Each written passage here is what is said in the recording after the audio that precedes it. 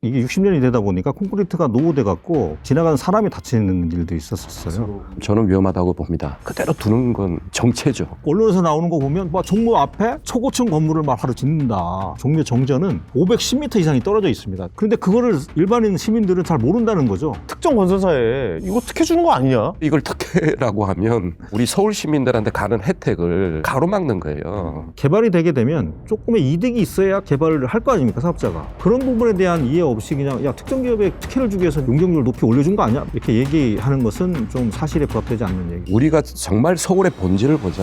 좀 더 우리는 앞선 걸 할 수 있을 텐데. 오래된 역사 도시의 공통된 과제인 것 같습니다.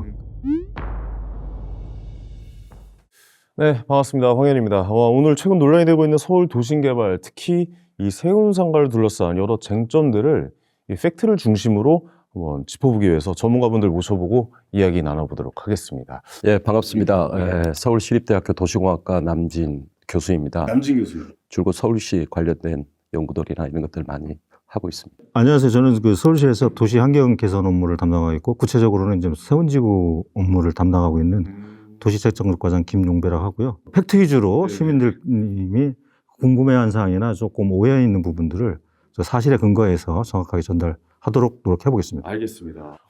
오늘 주제가 세운상가잖아요. 요즘 사실 MZ 세대들한테 세운상가는 굉장히 핫한 장소예요. 근데 이렇게 사람들이 많이 몰리고 있는 이곳을 왜 지금 개발을 하려고 하는지 뭐 이런 이야기도 나오고 있거든요. 이거 그냥 그대로 두는 게 낫지 않냐 이런 이야기가 나오고 있어요. 교수님 봤을 때 어떻게 보십니까? 예, 뭐 저도 최근에 언론이나 이걸 보면서 그 힙지로 레트로 감성이 이제 있는 건 전체적인 아마 우리나라의 트렌드 같아요. 확실히 노후되어 있어 보이긴 한데 그 멋에 간다라는 이야기가 있거든요. 근데 이제 도시하는 사람 입장에서 볼 때는 정말 안전한가? 저는 위험하다고 봅니다. 지금 세운상가구는 그 정도 안전성을 담보하기 위해서 건물 전체를 리모델링 하거나 뭘 하기에는 대단히 많이 이미 노후화되고 또 그 구조물이 지금 우리 삶을 사실 생활 환경을 담고 있지는 않습니다. 레트로 감성으로 몇몇 이제 이용하는 정도이지 우리 서울 시민 온 세대가 또 즐기거나 또는 외국인들이나 이런 사람들이 뭐 기업 행위를 하거나 일자리 행위를 하거나 또 관광 행위를 하는 공간은 사실 아니거든요. 가장 핵심은 우리가 미래에도 그걸 지켜나갈 정도의 기반시설이 설치되어 있느냐. 또 이제 미래 세대가 우리가 뭘 줄 건지 이걸 고민해야 되는 그런 상황이라고 볼 수 있습니다. 알겠습니다. 그리고 또 교수님 말씀에 전적으로 동의를 하고요. 거기에 몇 가지 이제 팩트 위주로 말씀을 드린다면 처음에 10년 전보다는 찾는 사람도 많이 이제 줄었고 그러니까 안전이 담보돼야 되는데 현재 거의 상태를 보면 세운 3구역 같은 경우에 이제 화재도 최근에 발생했었고 이게 60년이 되다 보니까 콘크리트가 노후돼 갖고 거기에 떨어져서 거기 지나가는 사람이 다치는 일도 있었어요. 그래서 서울시에서는 그런 문제들을 어떻게 하면 좀 해결할까 해서 당초에 이제 그 한 171개 구역으로 잘게 쪼개져서 개발되던 것을 한 30개 구역으로 조금 더 중규모 이상 대규모 개발이 돼서 보다 합리적으로 통합 개발이 되면 그런 레트로 감성이라든가 이런 것들은 보존하지만 거기에 신산업을 유치해서 또 조금 더 힙한 곳으로 만들 수 없을까 해서 개정이죠. 2024년도에 이제 6월에 촉진 계획을 이제 변경 고시를 해서 기초를 닦은 적이 있습니다. 그래서 세운상가군을 그대로 이렇게 방치하고 한다는 것은 행정적 책무를 회피하는 이런 거라 해서 열린 행정으로 시민들의 가려운 곳을 긁어주는 게 좋다고 생각을 합니다. 근데 지난 10년 동안 좀 살펴보면 보존하겠다고 해서 막 거기 이게 방향성이 도시 재창조를 하겠다는 건지 이거를 보존하겠다는 건지 사실 시민들 입장에서 헷갈릴 수 있거든요. 이런 점은 어떻게 우리가 좀 자세하게 들여다봐야 되나요? 예, 이게 시민들이 되게 혼란스러울 것 같아요. 예. 또 개발 계획을 내놨다가 또 뭐 다 걷어들이고 보존으로 갔다가 또 보존으로 갔다가 다시 또 개발 뭐 이게 이제 시민 입장에서는 굉장히 좀 혼란스러운데 이제 보존이라는 것이 이제 핫 이슈가 된 게 그때 당시에 이제 2010년대 중반 그 전까지 우리가 정비나 개발이 경험이 많지 않다 보니까 빨리 하고 주민들 의견 수렴하는데도 좀 한계가 있었고 뭐 이러다 보니까 이제 그 반대급부로 등장한 게 보존이에요. 공간을 그대로 두고 잘 자란 골목길도 그대로 살리고 뭐 이런 건데 엄밀하게 얘기하면 보존은 활용이거든요.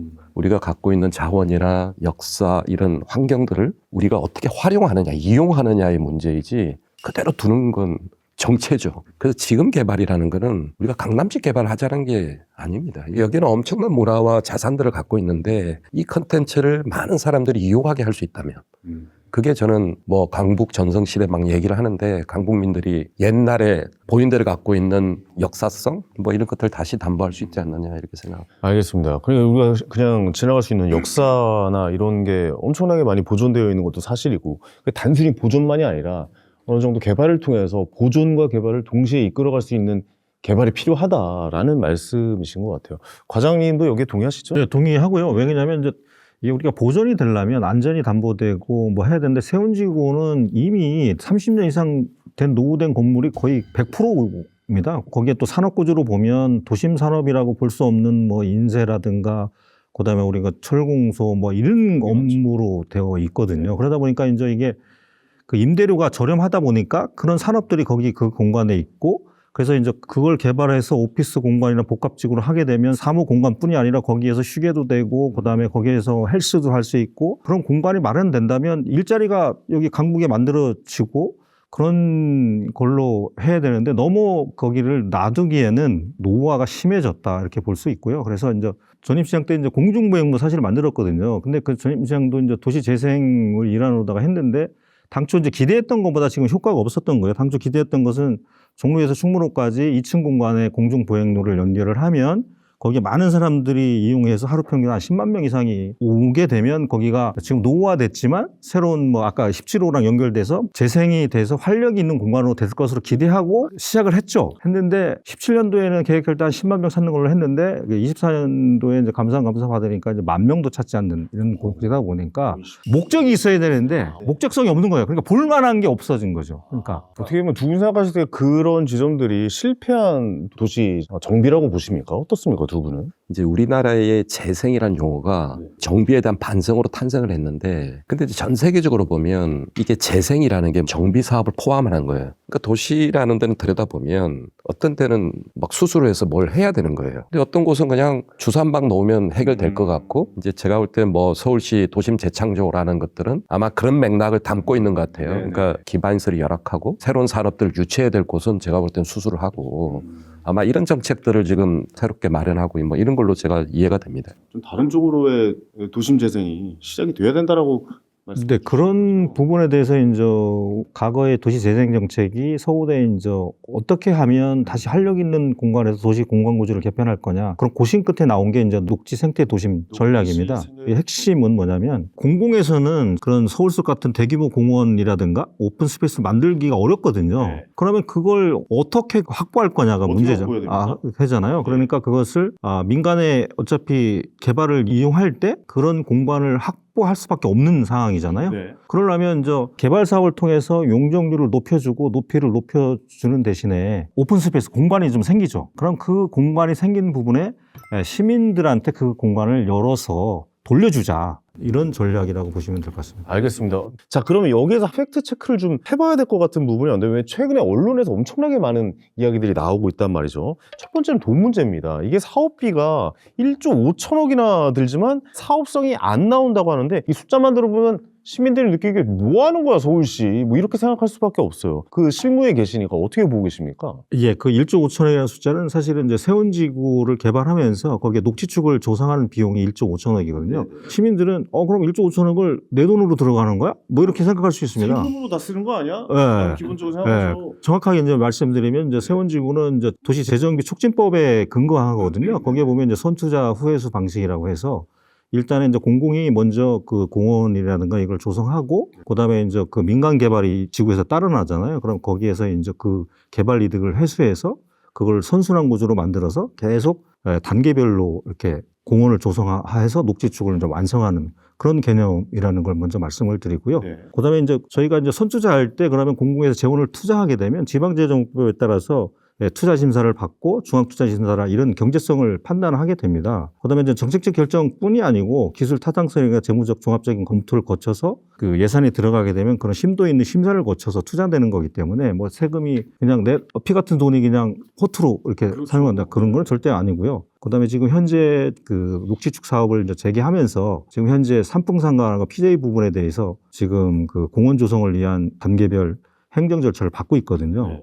올 한 9월쯤이면 거기에 이제 소유권이 저희 시로 넘어와서 아마 시민들이 가시적으로 그 2단계 사업이 이제 녹지축이 조성되는 것을 볼 수 있을지 않을까 이렇게 생각을 하고, 그다음에 그 부분에 대해서는 저희가 이미 행정안전부의 중앙투자심사를 완료를 했습니다. 그래서 이제 1조 5천억 부분에 대한 선투자 부분에 대한 우리가 공공에서 한 부분, 그런 부분에 대해서는 이미 중앙투자심사를 거쳐서 그거에 대한 검증을 완료했다, 이렇게 자신 있게 말씀드릴 수 있고요. 그 이후에는 그 비용은 인근 재개발을 통해서 회수된다.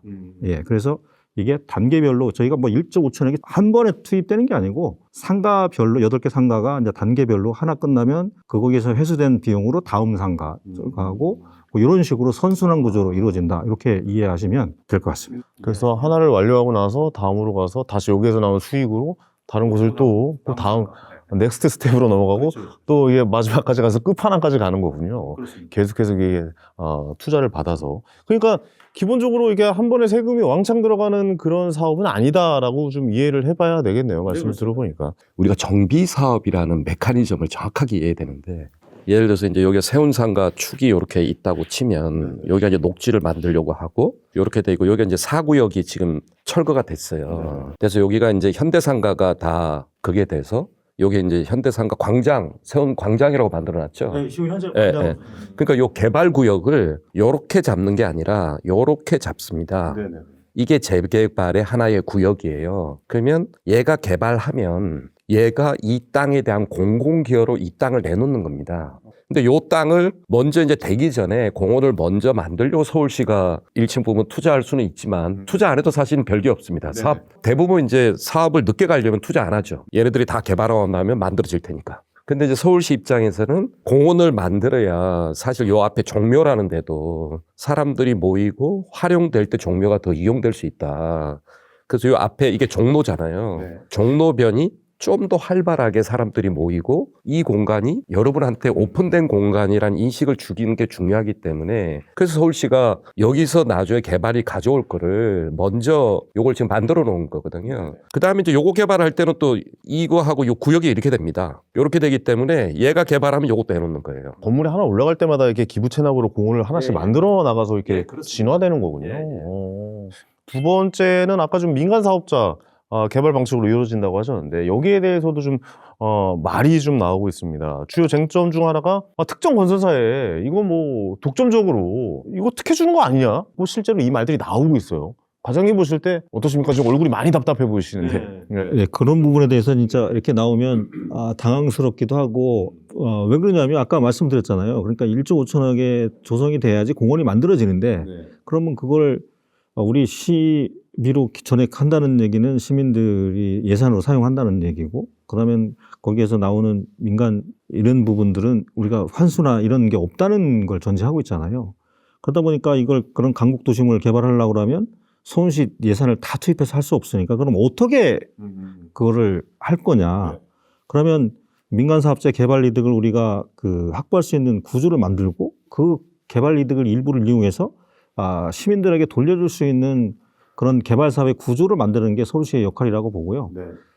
여기에 이제 문제가 됐던 게 이제 세운 4구역과 관련됐고, 특정 기업이 이제 그걸 뭐 하기 전에 그걸 뭐 땅을 사서 그걸 뭐 개발 이득을 가져갔냐 뭐 했는데, 서울시는 그런 우려를 해서 세운 4구역을 보면 그게 사실 일반 상업지역의 용적률 아시겠지만 이제 880까지 기준으로 깔려 있고요. 그다음에 거기에 이제 조금의 공공기회라면 대부분의 이제 상업지역에 개발하는 게 1000% 정도 됩니다. 근데 이제 세운 4구역 같은 경우는 그 민선 7기 때 이제 결정된 게 용적률이 660이었습니다. 660이었는데 이제 최근에 지금 한 게 저희가 1000% 정도로 1.5배 상향했는데요. 거기에 따라서 공공기회 양으로 보면 부담률로 보면 3% 정도 되고요. 금액으로 보면 한 180억 정도 됩니다. 근데 그것을 저희가 그 용적률 660에서 거의 1.4배로 올려줬지만 기반 시설은 거기에 한 3%에서 16.5%, 금액으로 보면 한 2,400억으로 환수하는 12배 정도 저희가 환수해서 그 돈을 아까 말씀드린 대로 이제 아까 교수님께서 그림으로 보여주셨잖아요. 현대상가 그 부분. 그게 그 조성 비용이 얼마냐면 그게 968억이 들었습니다. 서울시에서 선투자했고요. 그래서 그것을 요번에 이제 받는 거죠. 그 용적률 하면서 늘려주면서 이제 그 정도 해소가 되는 거고요. 그래서 그 세운사구역의 공공기여를 어디에다 쓰냐 이렇게 보면 아까 말씀드린 대로 이제 그 세운상가군에 그 공원 조성하는데 한 968억 정도 들고 그다음에 이제 거기 종묘 역사박물관이라고 있습니다. 그게 한 연면적 한 8,600 정도 되고 그다음에 아까 그 상가군의 그 임대상가 그분들을 좀 보호해야 되잖아요. 그래 그분들을 위한 공공 임대상가 요걸 한 18,000 정도를 별도로 저희가 조성을 하게 됩니다.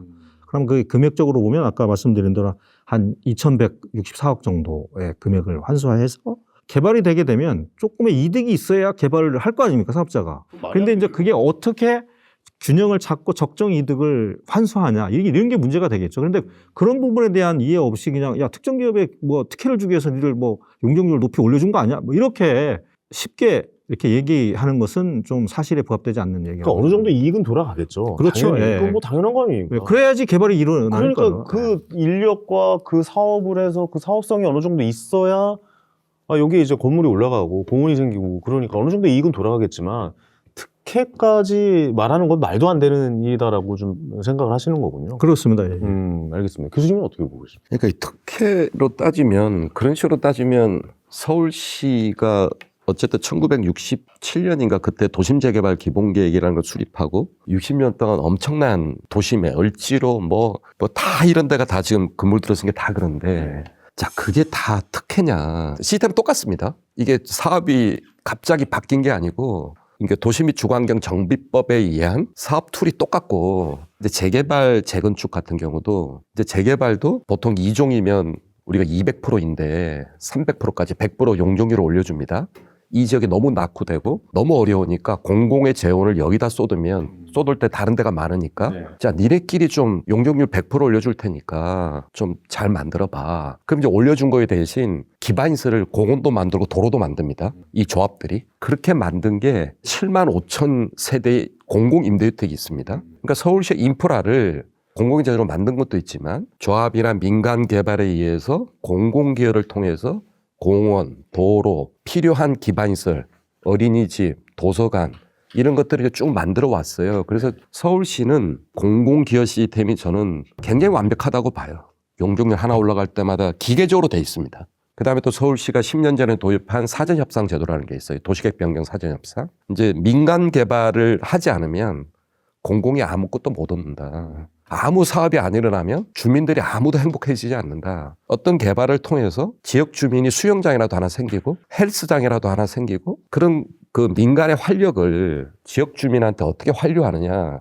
이게 이제 이 시스템 컨셉이거든요. 근데 이걸 특혜라고 하면 그러면 이제 뭐 지역 주민이나 우리 서울 시민들한테 가는 혜택을 이 논란에 의해서 가로막는 거예요. 그런 지점들을 좀 잘 알아주셨으면 좋겠습니다. 이게 우리에게 돌아오는 것도 공공에게 돌아오는 부분도 있으니까 그런 부분도 좀 봐주십사 하고 그래서 그 팩트 체크를 한번 좀 해봤고요. 자, 다음 팩트 체크는 이게 사실 가장 시끄러운 지점이에요. 그 종묘를 145m의 빌딩이 가리는 거 아니야, 우리의 문화재를. 심지어 세계문화유산이 위험해진다. 뭐 이런 이야기까지 나오고 있는데 이것 교수님 입장에서 어떻게 생각하십니까? 좀 궁금해요, 사실.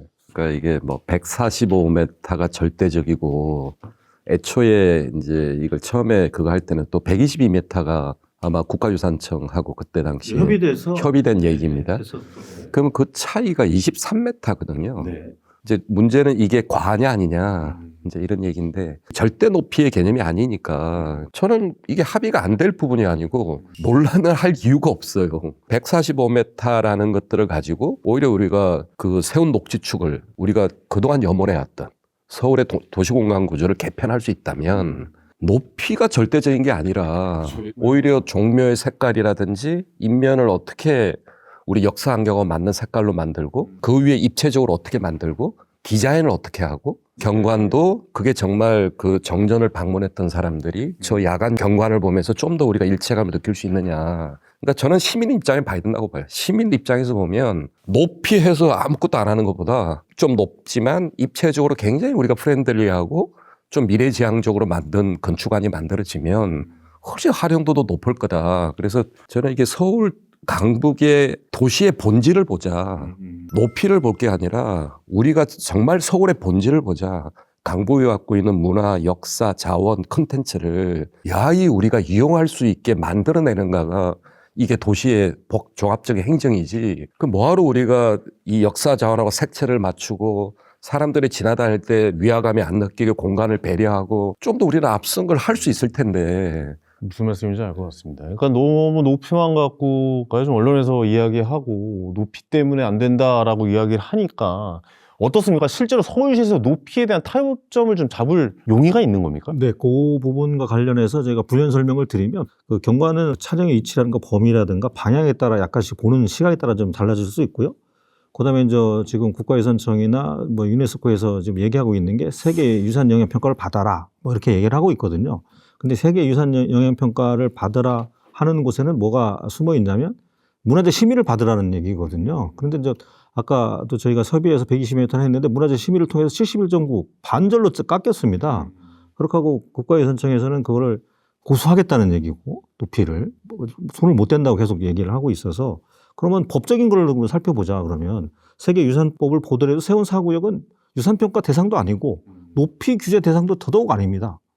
그다음에 또 일반 시민들이 약간 오해하고 있는 부분들이 뭐냐면 종묘가 사실은 애대문까지인데 그 종묘 바로 앞에 저희가 85년도에 광장을 거의 2년에 걸쳐서 광장 공원을 만들었습니다. 근데 거기에 이제 종묘랑 공교롭게도 이제 그 공원으로 돼 있다 보니까 나무가 심겨져 있잖아요. 다 민가가 다 철거되고 그러니까 사람들이나 일반 국가에서는 거기도 종묘인 줄 알아요. 종묘 그러니까 언론에서 나오는 거 보면 막 종묘 앞에 초고층 건물을 막 하루 짓는다. 정확하게 사실대로 얘기하면 외대문부터 세운사구에 건물이 들어서는데 180m가 떨어져 있고 종묘 정전은 510m 이상이 떨어져 있습니다. 세운사구역부터. 그런데 그거를 일반인 시민들은 잘 모른다는 거죠. 와, 종묘 왜 건드려? 너 혼자 재개발하는데 그냥 하면 되지. 그런 부분들이 실무 과정으로서 가장 좀 안타까워서 다시 한번 말씀드리고요. 네. 그다음에 서울시 같은 경우는 이미 높이 부분에 대해서는 문화유산의 보존 활용에 관한 법률에 의해서 명확하게 규정을 하고 있습니다. 세운사구역 주변을 보면 종묘 경계로부터 180m 떨어져 있고 그 안쪽은 역사환경 보존지역으로 돼 있어서 그 100m 이내 같은 경우는 저희가 특별하게 엄격하게 18m부터 17m 이하로 관리를 하고 있어요. 종묘는 8만 평으로 돼 있어서 이미 종묘 정전을 조선시대부터 그 공간으로 이미 보호를 받고 있습니다. 충분하게 보호를 받고 있고 근데 그걸로도 부족해서 문화유산법에서 더 100m까지는 높이 규제를 받아라. 그다음에 100m를 벗어난 부분에 대해서는 높이 규제에 대한 법적인 제한이 없습니다. 그건 일반적인 도시 규제를 따르면 되는 거거든요. 그래서 세운사구역은 다시 한번 말씀드리면 높이 규제 대상이 아닌 일반적인 도심 지역이라는 것을 제가 시민들한테 꼭 알려드리고 싶었고요. 그다음에 서울시의 그 종묘를 보존하기 위한 노력을 말씀을 드리면 그 2007년도에는 거기 성역화 사업으로 해서 거기에 막 난잡하게 그 공원에 막 이렇게 있었던 분들을 다 집단 이주시키고 그다음에 또 종묘의 옆에 그 순락길이 있거든요. 그것도 복원했고 지금 율곡로로 그 창경궁하고 종묘가 분리됐었거든요. 맞아요. 예, 그것도 역사 복원 사업으로도 완성했고 그래서 사실은 저희가 종묘를 위해서 서울시에서는 지속적으로 80년도부터 지금까지 아마 80년도 이전에 그 사진을 보면 종묘가 되게 좀 어떻게 보면 지금과 달리 좀 허름했습니다. 주변, 예. 옛날 그 사진을 보면. 근데 지금은 이게 잘 정비되어 있거든요. 그래서 저희가 그 국가유산청에 계속해서 이제 얘기하고 있는 게 뭐냐면 세계유산법상 그 영향평가 대상은 아니고 뭐 유네스코에서 그런 우려를 하니 그러면 민간정으로 구성된 사자협의체를 통해서 그런 문제 지금 국가유산청 우려하는 문제, 유네스코에 해당하는 문제를 포괄적으로 같이 논의를 하자. 실무적으로는 사실은 그런 높이 문제가 있어서 저희가 그 에드벌룬을 띄웠었습니다. 실제 정확하게 이제 142m인데 안각을 확대 적용해서 이렇게 어떻게 완화할 것인지. 그래갖고 저희가 사실은 뭐 국가유산청에도 그럼 같이 그럼 보자. 기자들 초청해서 했더니 국가유산청에서는 안 한대요? 예, 거부한다고 예, 그런 일이 있었습니다. 협의할 것도 없다. 그런 입장이군요, 지금 현재는. 근데 서울시 입장에서는 우린 다 받아들이겠다. 같이 한번 책상으로 올라와서 같이 이야기 나눠보자. 라는 지금 입장인 거고요. 그렇습니다. 전체적인 개발 계획, 뭐 생태나 이런 거를 돌려드릴 이런 계획들을 너무 높이만 갖고 단절시키는 것은 아닌가라는 지점에 대해서 한번 좀 생각을 해봐야 되고 그런 팩트도 좀 알아주시면 좋겠다는 의미에서 잘 전달이 된 것 같습니다. 자, 그럼 이게 마지막 팩트인데요. 이 도시개발의 핵심은 녹지축입니다. 근데 여기서의 핵심은 이 녹지축 자체가 중간중간 쭉 끊기면서 이게 무슨 녹지축이야. 이걸 녹지축이라고 말할 수 있나? 이런 비판도 사실 나오고 있거든요. 여기에 대해서 교수님은 어떻게 보고 계십니까? 우리가 이제 도시계획에서 축 얘기를 많이 합니다. 녹지축을 만든다. 그 녹지축이라는 게 다 이어진 게 축이 아니고 여기 공원이 있으면 자 저쪽 공원에 공원이 이렇게 떨어져 있더라도 이 공원이 있고 그 다음 공원이 있으면 이걸 축이라고 그럽니다. 그럼 사람은 이 공원을 따라서 계속 흘러가게 되고 길을 걷게 되는 거죠. 그래서 우리가 이제 축을 많이 만듭니다. 그러니까 이게 주택 재개발할 때도 아파트 지을 때도 공원의 위치를 정하는데 옆 단지 공원하고 그 앞 단지 공원, 뒷 단지 공원의 위치를 보고 사람들이 어디로 다닐지를 보고 축을 정합니다. 근데 이 녹지축이 다 이어져야 된다. 서울처럼 굉장히 고밀화되어 있고 땅의 여지가 그렇게 많지 않죠. 이런 공간에 다 이어야 된다. 뭐 다 이어면 100% 좋겠지만 녹지축이 다 이어져야 된다는 컨셉은 뭐 전 세계적으로 없습니다. 영국의 런던의 그 하이드 파크 가면 그 옆에 이제 리센트 파크 있잖아요. 거기도 다 이제 축이라는 거는 상징적으로 굉장히 중요한 의미거든요. 그러니까 이게 이제 종묘에서 이 태계로까지는 다 이어지는 거죠. 다 이어지고 이제 남산으로 가는데 그게 이제 한옥마을도 있고 마을이 있는데 그 필동도 있고 그게 다 남산까지 이어지냐 막 이런 얘기잖아요. 자, 그러면 우리가 계획하는 사람 입장에서 보면 녹지축이라는 걸 그려놓지 않으면 나중에 이제 필동이 하고 여기 개별 개발할 때 막 난개발을 할 수 있잖아요. 그래서 미리 계획을 그리자는 거예요.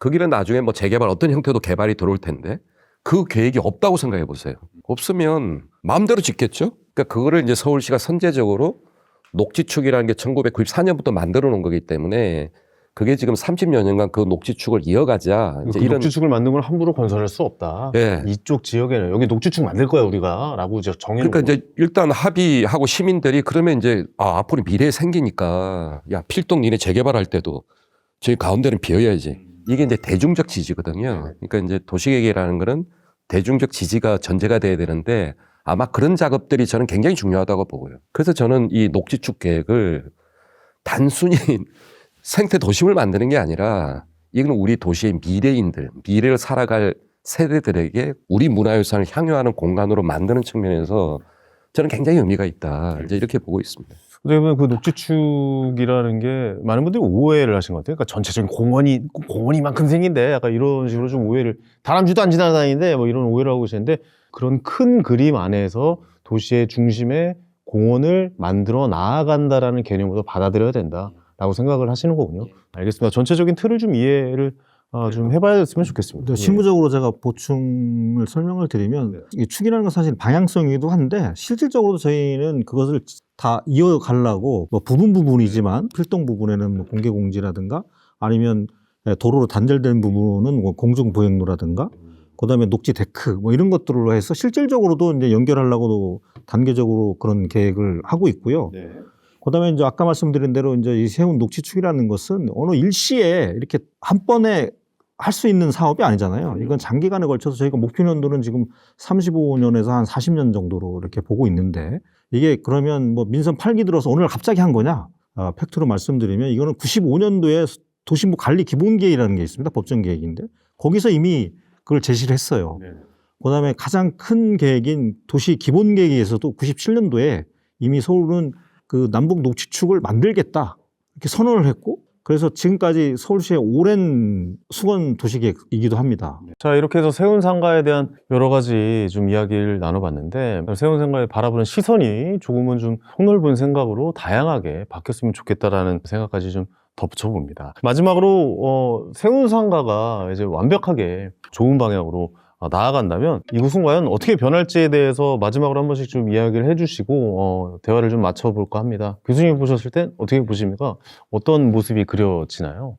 예, 굉장히 중요한 얘기인데 우리가 이제 그 과거에 1970년대 이후에 이제 토지구역 정리 사업으로 그러니까 강남을 그때는 영동이었죠. 영동포의 동쪽이라고 그래서 이제 강남을 개발했던 시기가 이제 1970년대 후반인데 그 이후에 이제 강남이 활성화되면서 이제 강북은 좀 개발 잠재력이 많음에도 불구하고 이 활용의 가치가 닿지 않은 공간이었는데 그래서 강북에 우리가 좀 더 일자리 공간을 만들 수 있고 사람들이 머물 수 있는 공간을 좀 만들 수 있다면 도시의 여러 가지 에너지 문제라든지 환경 문제라든지 뭐 여러 가지 문제를 해결할 수 있고 세계 이 관광객들한테도 굉장히 효과를 저는 가져올 수 있다. 이런 관점에서 보면 이 세운 녹지축이나 세운상가의 재개발은 단지 그 대상지만의 개발이 아니라 우리 미래 세대의 먹거리와 일자리 또는 우리 서울의 잠재력을 극대화하는 도시 공간 구조를 완전히 개편하는 하루의 절호의 찬스이고 저는 이게 시발점이다 이런 말씀을 드릴 수 있겠습니다. 네. 이게 오래된 역사 도시의 공통된 과제인 것 같습니다. 그게 런던이라든가 도쿄 같은 경우도 올드시티들이 공통적으로 겪는 거고, 그러면 그 쇠퇴하고 올드한 것들을 어떻게 개발을 촉진을 시켜서 다시 사람들이 찾는 활력 있는 공간으로 만들 거냐를 해외 사례를 통해서 이제 볼 수가 있거든요. 런던 같은 경우도 런던 타워 주변이 사실은 세운지구가 지금 뭐 그랬습니다. 그런데 그것을 그 국제 금융 업무지구로 이렇게 지정을 해서 말 그대로 다시 세계의 모든 사람들이 찾는 공간으로 재탄생을 했거든요. 그다음에 도쿄인 경우도 세계 유산은 아니지만 세계 유산보다도 더 일본에서 보면 특별 사적이자 실제 일본 왕이 거주하고 있는 황거 주변 같은 경우에 최근에 이제 뭐 인접 지역에 거기도 사실은 높이 규제를 받는 지역이 있거든요. 31m로다가.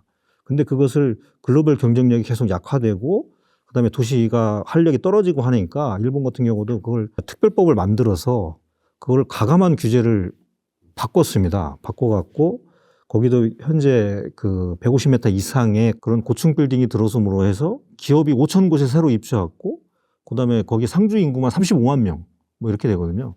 근데 세운지구가 말 개발이 된다면 녹지는 지금 한 15,000에서 한 14만 정도로 확대될 거고요. 그다음 오피스도 연 한 100만 정도를 공급이 되게 되면 아마 거기에 상주 인원이 한 6만 명 정도?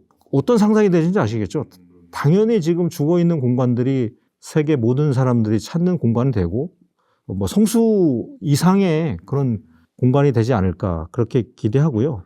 네, 그래서 강북 도심이라는 그런 공익적 가치는 물론 네. 아마 이게 강북 전성시대의 시발점이 되지 않을까 이렇게 생각을 하고 있습니다. 알겠습니다. 오늘 세운상가를 둘러싼 여러 가지 좀 쟁점들에 대해서 팩트를 한번 좀 체크해 보았습니다.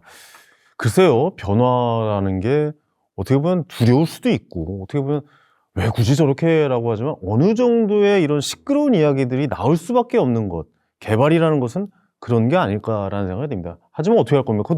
그냥 내버려 둘 겁니까? 100년, 만년, 1000년, 만년 내버려 둘 거라고 저는 생각하지는 않거든요. 적절하게 시민들에게 어떤 지점들을 돌려줘야 되고 이런 지점들을 서울시에서 잘 협의해서 올바른 방향으로 잘 나타났으면 좋겠다. 시민들에게 녹지를 선물해 줬으면 좋겠고 더 나은 발전으로 강북이 나아갔으면 좋겠다라는 말씀을 마저 드리면서 이 시간은 마무리해 보도록 하겠습니다. 함께해 주셔서 감사하고요. 오늘 두 분 말씀 나눠주신 거 다시 한번 감사의 말씀드리겠습니다. 고맙습니다. 네, 감사합니다.